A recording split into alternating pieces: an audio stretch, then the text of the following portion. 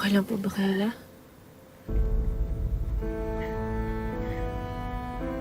Mabuti walang narinig si Joanna.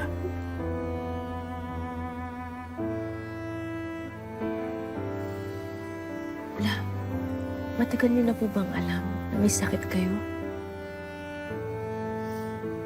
May mga ilang buwan na rin mula nung na-diagnose ako ni Dr. Villa. Tagal niyo na palang nagsasuffer, Le. Tagal niyo nang kinimkim to ng walang karamay.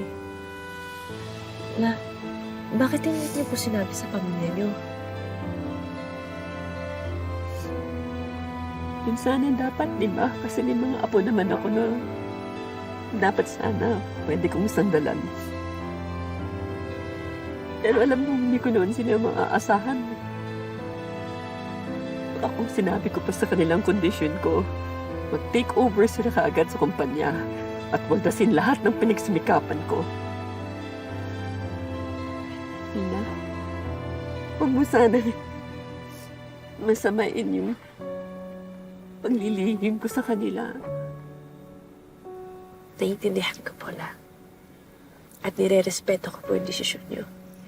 Huwag po kayo mag-alala. Puprotektahan ko po yung sikreto natin habang nagpapagaling kayo.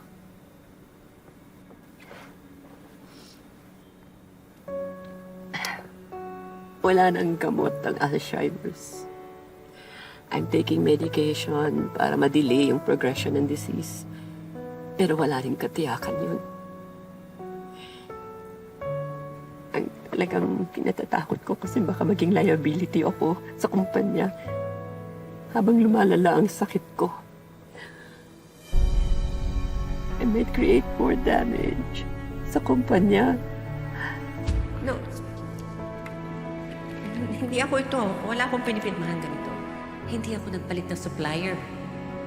Eh ma'am, diyan po yung nasa record ng kumpanya mula nang dumating ako dito. It really bothers me.